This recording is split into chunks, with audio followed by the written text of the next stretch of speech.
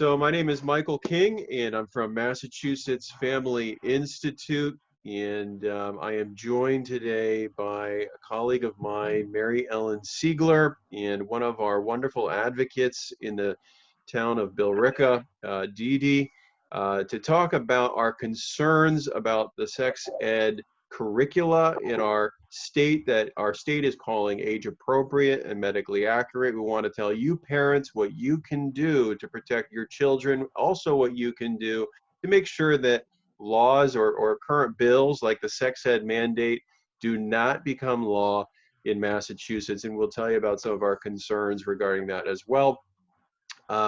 So first of all, I just want to bring up a PowerPoint here to talk about some of the things and give you a picture about what we're trying to, expose and, help you understand in Massachusetts. So again, Massachusetts Family Institute, we are the local associate of Focus on the Family in Massachusetts, the local voice for family values. And of course, we're concerned about the sex ed mandate. Now, this just passed in the state Senate 33-2, but it has not come up for a vote in the House. It has not been signed by the governor, and those two things need to happen before it would become law. So we really want to encourage you to reach out to your state representative and say no to the sex ed mandate. We do not believe that what this advocates for is age appropriate or is medically accurate, and you'll see why as we go more into this presentation. Again, you can text the word education to 797979 if you speak Spanish, educación to that same short code 797979. You'll receive a return text with very helpful information regarding the sex ed mandate and also how you can opt your kid out of sex ed at school. So I want to introduce to you Deedee Dorrington by phone today. She has been very active in her town of Billerica to help educate not only people in her town, but also legislators, regarding her concerns. So while I'm showing this picture of a great group of you guys in Billerica, Deedee, why don't you speak to what you've been trying to do on this issue in Billerica? Hi, can you hear me? Yeah. Oh, okay, great. Well, first of all, we have to give credit to Mary Ellen and yourself for raising awareness, because it was actually through Facebook that we heard about what was going on. So really, you get all the credit. Our group is a group of concerned citizens here in Billerica, Massachusetts. Many of us are from the group Life Alliance, which we formed here almost 2 years ago. And I think the concern for us is really just the age appropriateness. I mean, everybody, and I think you guys agree that, sex education does need to be taught in schools, but it needs to be biologically based, not pornographically. And, when we were able to see some of these things that are being taught in schools throughout the state of Massachusetts, it became very concerning to us. And then when we found out that the Senate bill had passed the House, again through you guys and social media, that's when we decided we needed to sit down with our state senator, Cindy Friedman. So she had office hours in Panera Bread in January. Unfortunately, she wasn't able to make those office hours, but our intent was to just really make sure she knew what curriculum was involved with her vote, because it's our fear that when the Senate passed this, they really don't understand the curriculum behind this vote that they took. So, that's basically what we wanted to do, is we wanted to speak with her because she's our direct, voice to Beacon Health. And we wanted to raise awareness in the community. Yeah, no, and you guys have been doing a fantastic job. I saw your video that you put together on Facebook as well. They got a ton of views, and so kudos to you and this wonderful group of allies in Billerica. Here's another picture, Deedee, of your group here at the school committee, and maybe you can speak to why you were at the school committee and what you were trying to communicate. Okay, great. So that's all of us in the front row are actually members who were there. The purpose to go to the school committee was twofold. One, to let them know about the law that's being pushed through. We're of the belief that not everybody knows what's happening, and we wanted to express to them that they could lose local control of sex ed in our town. And, you know, knowing that each community is different, we cannot lose that local control. We have to be able to decide what, if any, sex education we choose to our community. So we wanted to let them know about the bill. We think we actually made a lot of people aware that were not aware of this. And we also were asking and petitioning for an opt-in clause instead of opt-out here in Billerica. We think it's very important to change that. And one thing from a personal perspective that I really wanted to express to people is that getting involved in this topic is extremely difficult.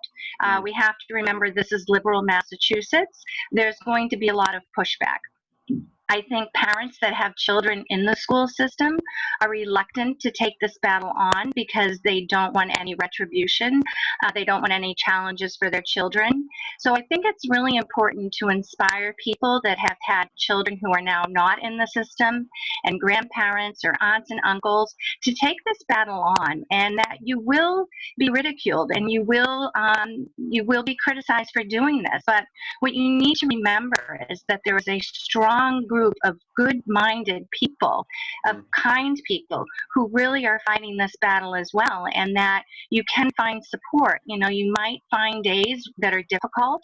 It might be difficult to read criticisms or hear bad things about yourself, but the important thing is to remember is that we're doing this for our children and our communities, and we need to be brave, and we need to remember there are good people behind this. No, it's a great point. And I think, Deedee, one of the great points that you brought up is that on a local level with your school committee, you can determine and opt in for sex education, just like we require parents to opt in for a field trip or whatever it might be. That, you know, especially because of the explicit, even pornographic nature that we'll get into here of some of the sex ed in Massachusetts, that is the least we can do to protect kids, is to do this. And, you know, we hope that Billerica will be the, as I understand it, the first town, hopefully, to you know, pass an opt-in, and hopefully that can be replicated throughout the state. That's what we're hoping for as well. You know, we did find some like-minded individuals on the committee who agree that changing it to an opt-in policy is the correct thing to do. You know, a couple of things obviously have gotten in the way. You know, town elections locally, which we're now postponing, and because of COVID-19, meetings aren't happening like they should. But once everything is back to normal, this is something we really are going to continue to do, because we feel it's more important to really change that on a local level and make it an opt-in policy, because that way there would be no question in any teacher's or administrator's mind that that child should be in that class. Yeah. Because they have to have permission to be there. But another message I want people to understand is that as you're looking at this picture, you know, 5 people can make a huge difference. We've seen this theme all across the state, you know, where small groups of people are making a huge difference, like in Worcester, where we had 75 people show up at the school committee meeting and stop Planned Parenthood from adopting their sex education in the second largest city in Massachusetts, and even the second largest city in New England. So I want to continue to go through this presentation. And Mary Ellen, I want you to speak to, you know, some of the information that you've been finding out, you know, regarding some of the books. Even as we're looking here, It's Perfectly Normal. Why don't you briefly speak to, you know, why we're concerned about the age-appropriate nature of this kind of stuff? Sure. Well, as Deedee mentioned, she said that sex ed in the schools should be biologically based. And what we're seeing with some of the sex ed that is already in Massachusetts schools is that it really is more of a how-to manual to engage in sexual activity. And a lot of the material is highly inappropriate. It's not age appropriate, as the proponents of CSE claim that it is. And I have a lot of evidence to back that up. Mm. So, for instance, this book, It's Perfectly Normal. This book is used as a core text in a curriculum being taught in Massachusetts schools called Our Whole Lives. It's also a book that's recommended for 10 to 15-year-olds in Planned Parenthood's Get Real curriculum. This book contains 67 nude illustrations, including pictures of teens masturbating, adults having sex, and a man putting on a condom. It pushes things like abortion. It equates abortion with a miscarriage. So it gives even inaccurate information. So just really, really alarming stuff being presented to students who are very young. So I think that just many parents, if they really were able to take a look at the evidence and what's being included in what's called Comprehensive Sexuality Education, that they would find all of the material or much of the material very objectionable. Yeah. Yeah, and you can see, you know, for ages 10 and up, I mean, and I'm going to show this next slide, but I'm not going to spend a lot of time on it just because it's not age appropriate. And this is why we refer to this stuff as explicit and even pornographic, just one example. But, you know, here is pages that you've put together from the book. And again, this is just over-sexualizing our kids, and you know, in the name of education and safety, we're over sexualizing children as young as 10 years old, and that gets to, you know, what you've been able to find about Monica Kline. I think her story's so effective. So why don't you speak to Monica Kline? Yeah, so Monica Kline is a new friend that I've made in the past year. She's actually doing really important work on exposing what's happening with the comprehensive sexuality push in our schools. So Monica Kline, she's really is such an important voice in this issue. She was a former sex educator for Planned Parenthood, and she's not doing that anymore, but now she has an organization called Reclaiming Parenthood. But she has some really important things to say about her time when she was a sex educator for Planned Parenthood. So she would go into schools and teach what we're calling CSE, Comprehensive Sexuality Education. And here's some of the things that she has to say about it. It's the perfect vehicle for Planned Parenthood to promote social change and to proselytize youth towards sexual promiscuity and abortion. It's the perfect business plan for a lifelong customer. Then she goes on to say that sexual intimacy is redefined from being special for marriage or for having babies to being crass, seeking pleasure over meaningful relationships, accepting STDs as a way of life, and terminating the lives of babies so we can worship our sexual rights without hindrance. And that phrase, sexual rights, this is a big theme in CSE curriculum, and also a theme that Planned Parenthood pushes is the idea that children have sexual rights. She also states that Planned Parenthood taught her that parents are a barrier to service. And so one day when she was doing a sex education class in the schools, one girl, one of her students raised her hand and asked her, "Do I have to have sex?" And she realized in that moment that the type of curriculum and this type of approach to sex ed was actually making kids feel pressured to participate in sexual activity. And that was kind of like an aha moment for her. She really realized that, wow, what I'm doing is actually making kids feel like they have to be sexually active. So, which isn't surprising, because if you present teens and children who are still developing physically, mentally, emotionally, intellectually, and you keep repeating something over and over again or over sexualizing them, of course, I mean, anybody with common sense knows that that's not a healthy approach to sex ed. But even, you know, even in addition to common sense, research has actually shown that nearly 1 in 4 teens who receive this type of sex education feel pressured to be sexually active. Yeah, it totally makes sense. And as you talked about, accepting STDs as a way of life, this brings me to this next slide here. Again, normalizing STIs, and why don't you speak to this as well? Right. So Planned Parenthood, they actually do quite a bit of marketing on several different levels. But one of the programs that they have put together is called the Get Real Teen Council. Get Real is the name of their curriculum. And the Get Real Teen Council is a program for students ages in 10th, 11th, and 12th grade. So they can apply to be in the Get Real Teen Council program. And what they will do is they'll be trained by Planned Parenthood to become peer sexual educators. And so they will then go into the schools and they'll teach the 6th, 7th, 8th graders and 9th graders sex ed.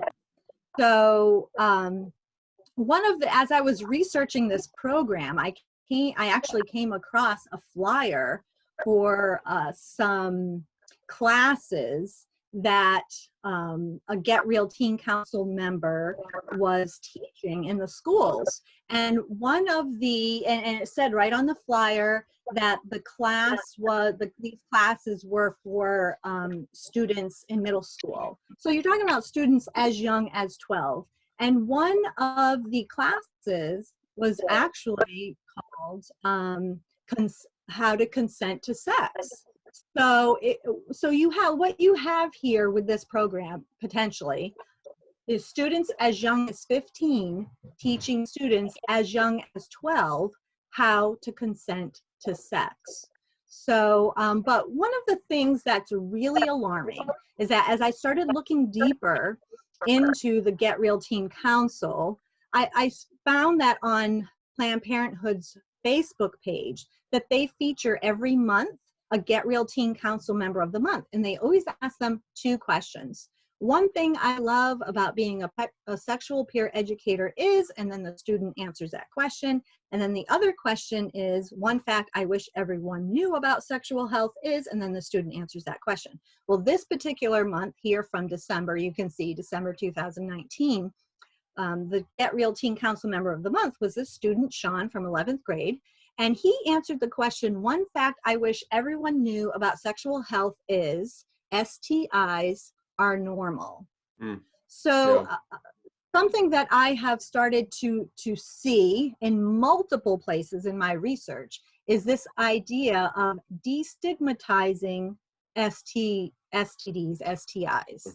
Yeah. So Planned Parenthood is teaching our young people that most people have an STI and that it's entirely normal and that it can be treated. And of course, we know, now here's going back to what Monica Kline said about creating lifelong customers. So Planned Parenthood knows that if they can sexualize children, and that, of course, then that, it stands within reason that the STI rates will increase. They sell STI treatments to young people. So, and we see here that, STIs, they can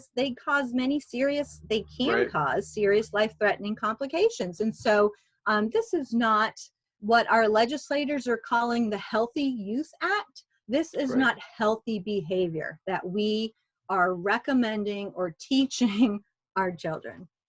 Yeah, this is, it's crazy. And this is considered medically accurate, right? This is considered medically accurate, according to our frameworks, which aren't even fully written yet, but, the Senate just voted on them. So, no, thank you for talking about that. So I wanted to talk briefly, too, about just, how we're redefining abstinence.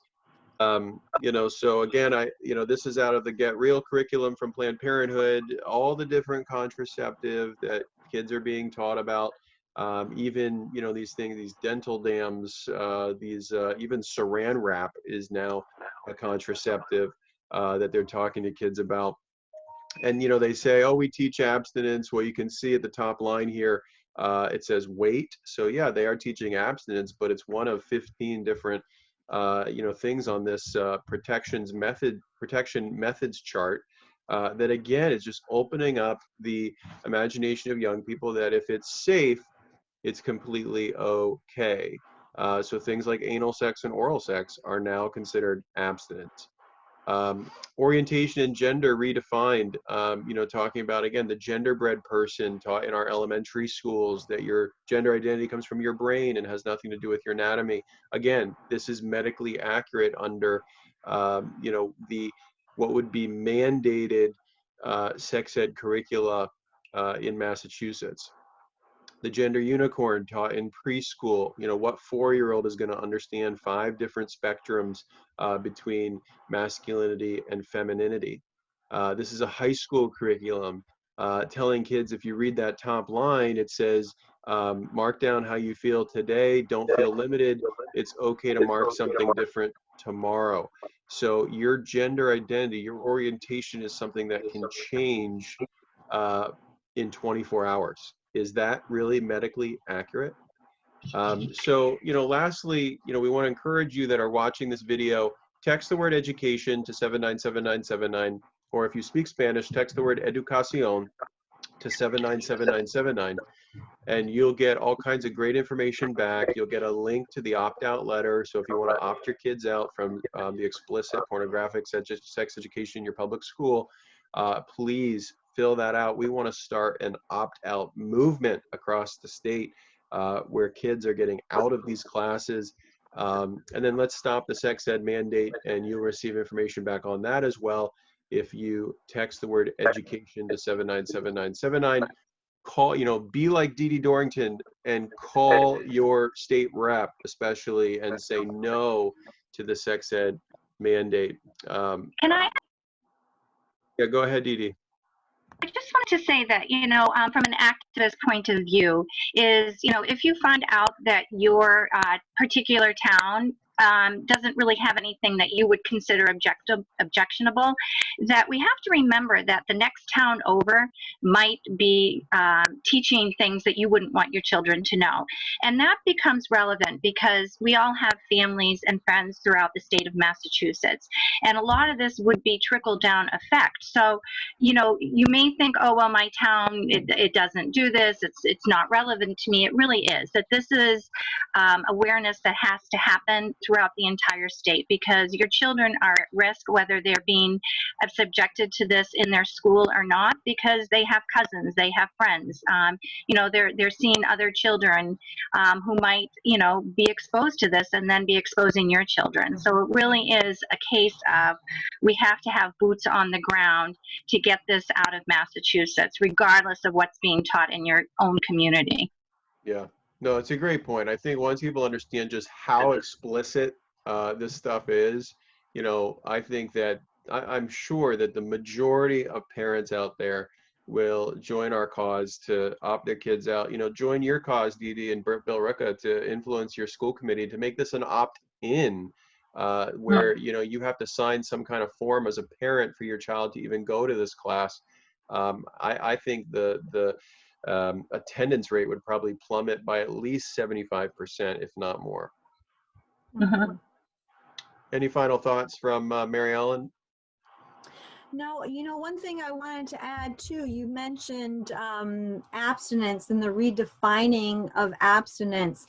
And one of the things that Planned Parenthood and the other proponents, their allies, who recommend and who push CSE in the schools, is that, they include abstinence so that they can say that they include abstinence. Yeah. But as I've been evaluating the curriculum, it's such a minor part of the curriculum, and all the rest of the content in the curriculum is really giving the exact opposite message of abstinence. So any abstinence message that is included is undermined by the rest of the explicit and graphic material that is included in the curriculum. So it's really important for parents to be equipped to handle those objections, because when they go to their school committee or to their school officials and they say, this curriculum really is inappropriate, you know, they'll say, well, we do include abstinence, and so we need to become equipped to to know what the arguments are going to be in favor of the curriculum, and to know then how to rebut them. And I'm happy to help parents with these types of things. If people will visit, if parents will go to my Facebook group, Massachusetts Informed Parents, I'm doing a lot of research. I'm working with national groups. I'm evaluating curriculum. I'm writing a lot of content, posting it in the file section of the group of Massachusetts Informed Parents. Parents are reaching out to me through Messenger and through emailing, and I'm equipping them and meeting with them online. And it's been really just a wonderful collaboration with parents. So come to the Massachusetts Informed Parents group and get informed and equipped, and allow me to support you and help you in your efforts. I'm glad you mentioned that, Mary Ellen. Definitely want to reiterate to go on Facebook, join the Massachusetts Informed Parents, MIP, MIP. Join that page on Facebook. I think you have now over 3,000 people. You only started that a few months ago, so you can definitely see the interest for Massachusetts parents wanting to know what's going on in Massachusetts. So want to thank you, Mary Ellen. Want to thank you, Deedee, just for all your great work to protect young minds in Massachusetts. We are here for you. If you have any questions, if you need an ally to go with you to your school committee meeting, if you need research, if you whatever you need to fight this fight, we are there for you. So please look us up online, mafamily.org, mafamily.org. Thank you so much for watching this video today. Please share it with friends, you know, in your towns adjacent to you, and let's stop the sex ed mandate. Let's opt our kids out. Let's join the Massachusetts Informed Parents Facebook page, and let's strengthen and protect the family in Massachusetts. Thank you so much for joining us today. Thank you, Michael. Thank you, Thanks, Deedee. Michael. Thank you. Bye, Mary Ellen. Bye, Deedee.